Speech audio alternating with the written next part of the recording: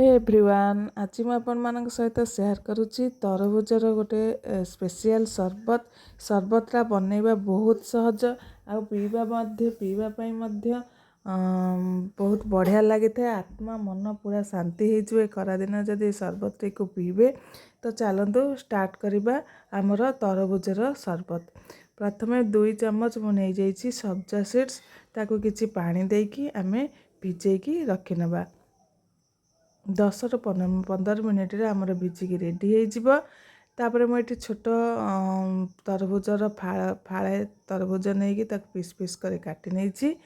तापर गोटे बाउल नहीं जाइए से मुझे गोटे बड़ ग्लास क्षीर ता सहित गोटे बड़ चामच रे चामचे चीनी आउ मुझे नहीं जाइए रोज सिरप गोटे टेबल स्पून पकेबे रोज सिरप ताको मिक्स करने भल भाव। रोज सिरप रो फ्लेवरटा बहुत बढ़िया आसी थाए। आपण मन निहाती रोज सिरप टी यूज करेंगे तो तापरे ताको भल भाव मिक्स कर साइला परे आमे तरबुज को से पकई नबा। तापरे आमे पकई नबा सब्जा सीड्स जो भिजेकी रखिथिले ताको भल भाव मिक्स कर नबा। बस एतिकी काम आमर रेडी हो आमर तरबुजर सरबत। जदि आपण चाहिए एथिरे पकई पारिबे आइस क्यूब। मोर क्षीरटी पूरा चिल क्षीरटी मु यूज करिछि। क्षीरटी पूरा सिझेकी फ्रिज रे रखिथिले से क्षीर यूज करिछि। आपण चाहिले आधरे आइस क्यूब मध्य यूज करि परिबे।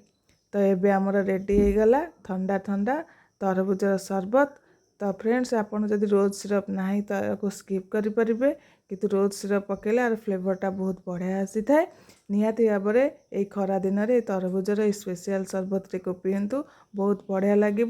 पेट पूरा ठंडा रहिबो आउ खरारे जदि कोठो आसुचंदी निहाती भाव जदि यही सरबत को पीदेवे मन आत्मा पूरा शांति हो जिवो। तो फ्रेंड्स ये भाव में आपण माने घरे मध्य बहुत इजी वे रे बनै पारिबे तरबुजर सरबत।